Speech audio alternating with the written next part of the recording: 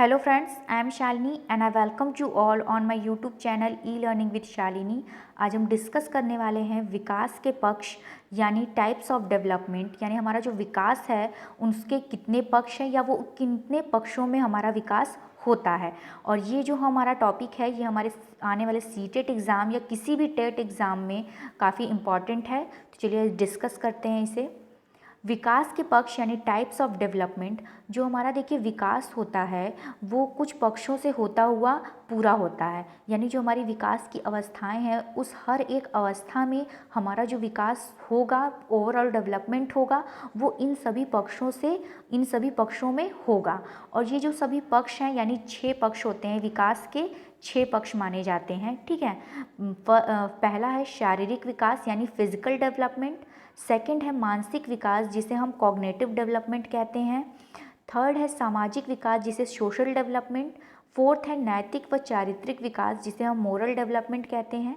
और संवेगात्मक विकास यानी emotional development, भाषाई विकास यानी लैंग्वेज डेवलपमेंट।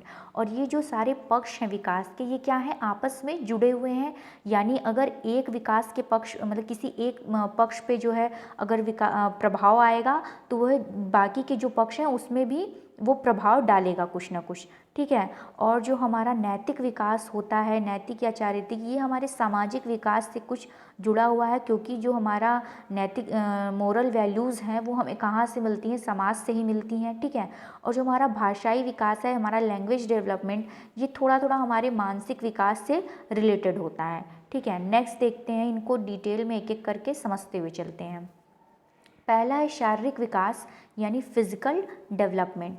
शारीरिक विकास से आशय बालक के बाहरी ढांचे में परिवर्तन जैसे ऊंचाई, शारीरिक अनुपात, भार आदि में होने वाले परिवर्तन और आंतरिक अंगों में होने वाले परिवर्तन से है, जैसे स्नायु संस्थान, श्वसन संस्थान आदि प्रकार के परिवर्तनों से है। देखिए जो हमारा फिजिकल डेवलपमेंट होता है या शारीरिक विकास होता है वो क्या है, देखिए कुछ शारीरिक विकास ऐसे होते हैं जिन्हें हम ऑब्जर्व कर सकते हैं, देख सकते हैं। पर कुछ शारीरिक विकास क्या होते हैं, इंटरनल होते हैं, आंतरिक होते हैं, जिन्हें हम देख नहीं सकते। जैसे देखिए बाह्य रूप से जिन्हें हम देख सकते हैं, बाहरी जो शारीरिक विकास होते हैं, जैसे हमारी ऊंचाई है, हम अपनी ऊंचाई को बढ़ते हुए देख सकते हैं। जो हमारा शरीर का अनुपात है, यानी जब बच्चा पैदा होता है या शैशवावस्था में होता है तो उसके जो सिर और शरीर की लंबाई के बीच में जो अनुपात होता है वो 1:4 होता है। ये मैंने आपको पढ़ाया है प्रीवियस वीडियो में। ठीक है, और जब वो किशोरावस्था तक जाता है तो क्या हो जाता है, उसके सिर और शरीर की जो लंबाई उसमें अनुपात 1:8 हो जाता है। ठीक है, तो इस अनुपात को क्या हम देख सकते हैं, ऑब्जर्व कर सकते हैं। जो हमारा वेट है, भार है, यहाँ पे भार होगा। ठीक है, तो जो वेट है, भार है, उसको भी हम बढ़ते हुए देख सकते हैं। तो ये सब ऐसे शारीरिक परिवर्तन है जिन्हें हम देख सकते हैं। तो क्या है, हमारे बाहरी ढांचे में परिवर्तन है। पर कुछ आंतरिक शारीरिक परिवर्तन भी होते हैं, ऐसे शारीरिक परिवर्तन जिन्हें हम देख नहीं सकते, जैसे स्नायु संस्थान या श्वसन संस्थान। जो हमारी श्वसन क्रिया होती है वो क्या है, एक इंटरनल प्रोसेस है जिसे हम देख नहीं पाते हैं, पर वो क्या है, एक शारीरिक विकास का ही एक पार्ट है। और जो स्नायु संस्थान होता है, यानी जो हमारा माइंड है वो क्या करता है, वो इंस्ट्रक्शंस देता है हमारे फिज़िकल एक्टिविटीज़ के लिए। तो ये जो कॉम्बिनेशन है जरा हमारा माइंड का और जो हमारे फिज़िकल एक्टिविटीज़ का, कि जो हमारा माइंड जो है वो क्या भेजेगा, इंस्ट्रक्शंस भेजेगा, तभी हमारा जो है फिज़िकल एक्टिविटीज़ होंगी। तो ये जो कोऑर्डिनेशन है इसी को हम स्नायु संस्थान के अंतर्गत समझते हैं। ठीक है, नेक्स्ट हम देखते हैं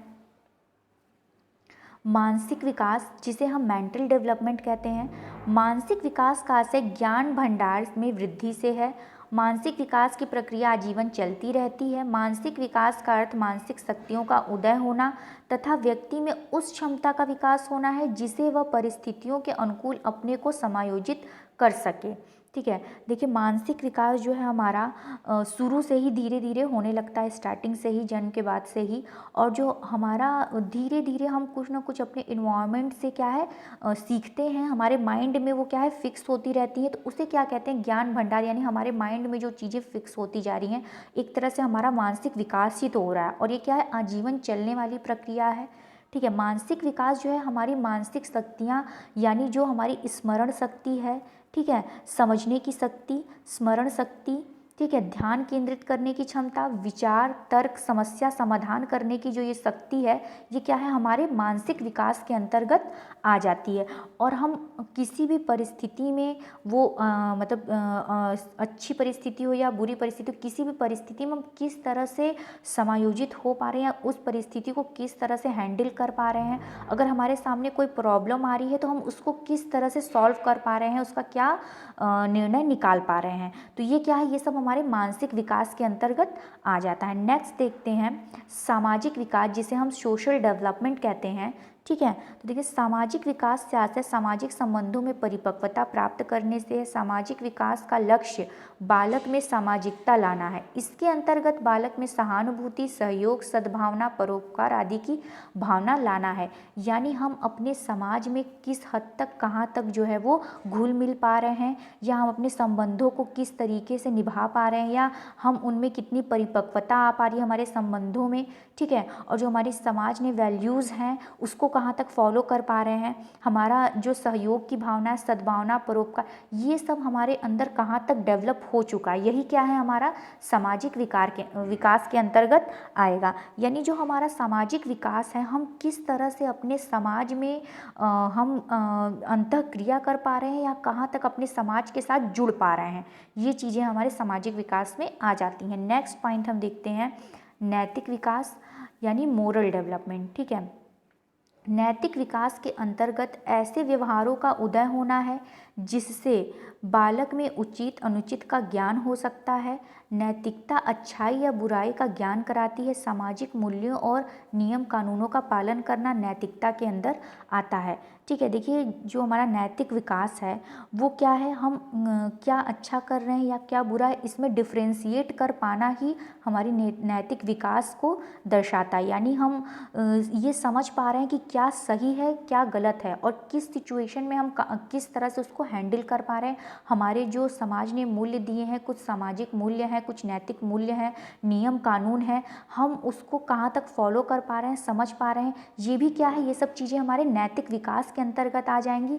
ठीक है, और हमारे जो कोहलबर्ग हैं, वैज्ञानिक हैं कोहलबर्ग, उन्होंने भी नैतिक विकास का सिद्धांत दिया है, जिसमें उन्होंने ये बताया कि जो बच्चा है उसका नैतिक विकास जो है वो 3 स्तरों में होता है। ठीक है, और हर एक स्तर के लिए उन्होंने 2-2 अवस्थाओं को निर्धारित किया है। तो कुल मिला के 6 अवस्थाएं हैं। ठीक है, 3 स्तर और 6 अवस्थाएं उन्होंने दी कोहलबर्ग ने नैतिक विकास के सिद्धांत के अंतर्गत। उन्होंने क्या दिया है कोहलबर्ग ने, नैतिक विकास का सिद्धांत दिया, जिसे हम आगे की वीडियो में डिस्कस करेंगे। वो नैतिक विकास की बात आई है तो मैं थोड़ा सा आपको यहाँ पे बता रही हूँ कि नैतिक विकास के लिए कोहलबर्ग ने नैतिक विकास का सिद्धांत दिया है। इसमें इन्होंने बताया कि बच्चा किस स्टेज में किस तरह से नैतिक विकास उसमें डेवलप होता है, मोरल वैल्यूज़ उसमें डेवलप होती हैं। ठीक है, नेक्स्ट पॉइंट हम देखते हैं संवेगात्मक विकास यानी इमोशनल डेवलपमेंट। देखिए सबसे पहले संवेगात्मक विकास मतलब संवेग जो है हमारे, उससे जुड़ा हुआ है संवेगात्मक विकास।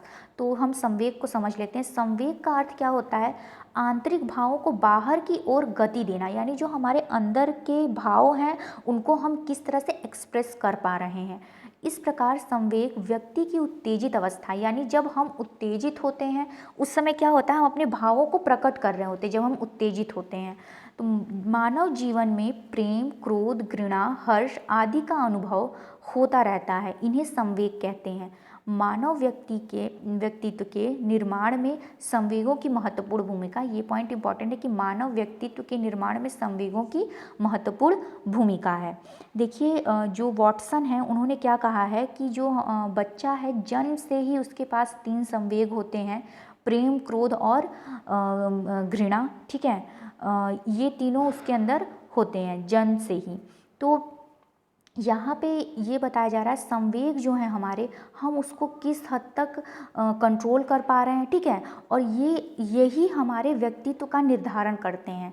ठीक है, संवेग जो है हमारे व्यक्तित्व का निर्धारण करते हैं कि अगर हम अपने संवेगों को दूसरों के सामने सही तरह से हम नहीं एक्सप्रेस कर पा रहे हैं तो उस समय क्या होगा, सिचुएशन को हम हैंडल नहीं कर पाएंगे, तो उस समय हमारा व्यक्तित्व क्या है, कुछ सही दूसरों के सामने प्रकट नहीं होगा, वो व्यक्तित्व हमारा अच्छा नहीं कहलाएगा। ठीक है, तो कहीं ना कहीं अच्छे और बुरे व्यक्तित्व का भी निर्धारण हमारे संवेग करते हैं। नेक्स्ट पॉइंट हम देखते हैं भाषा विकास, यानी हमारी जो लैंग्वेज है, हमारी लैंग्वेज डेवलपमेंट हमारे अंदर किस तरह से होती है, इसको हम देखते हैं।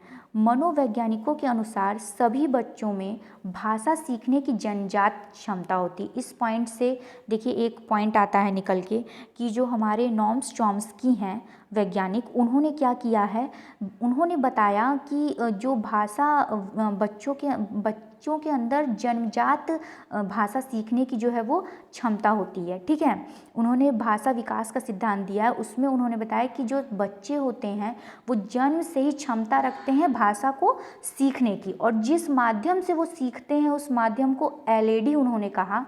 ठीक है, LAD यानी लैंग्वेज एक्विजिशन डिवाइस, जिस माध्यम से वो सीखते हैं। ये सब पॉइंट काफ़ी इंपॉर्टेंट है, तो जब हम थ्योरी को डिस्कस करेंगे तो उस समय ये सब पॉइंट मैं आपको डिटेल में बताऊंगी। और अभी ओवरऑल में कुछ चीज़ें आपको जो विकास के पक्ष हैं उनके लिए कि कौन कौन से सिद्धांत हैं या वो हैं, मैं उनको बताते हुए चल रही हूँ ताकि कुछ अंदाज़ा आपको हो जाएगा। ठीक है, फिर भाषा के क्षेत्र में भी बालक का विकास एक निश्चित क्रम में होता है। ठीक है, जो हमारा लैंग्वेज डेवलपमेंट है वो एक क्रम में होता है। जैसे विकास जो है हमारा एक क्रम में होता है, विकास का सिद्धांत भी है कि विकास क्या है, एक क्रम में होता है, तो हमारा भाषा विकास जो है वो भी एक क्रम में होता है। उस क्रम को हम देखते हैं कि वो क्रम क्या है। अर्थात बालक पहले क्या करेगा, अपने वातावरण से भाषा को सुनता है तथा उसका अनुकरण करता है और बोलना सीखता है। फिर वह धीरे धीरे पढ़ना सीखता है, तत्पश्चात वह लिखना सीखता है। ठीक है, भाषा जो है उसका विकास जो है कैसे होता है, LSRW। ठीक है, ये भाषा विकास का सीक्वेंस है, क्रम है।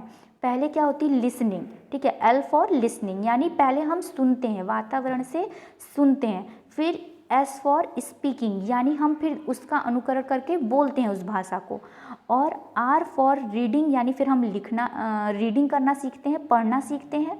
और W फॉर राइटिंग, यानी फिर हम लिखना सीखते हैं। सबसे लास्ट में पहले सुनेंगे, फिर उसको बोलेंगे, फिर उसको क्या करेंगे, पढ़ना सीखेंगे और फिर लिखना सीखेंगे। ठीक है, तो ये क्या है, भाषा विकास के क्रम है LSRW, जिसको आपको ध्यान में रखना है। नेक्स्ट पॉइंट है हमारा, अच्छा हो गया।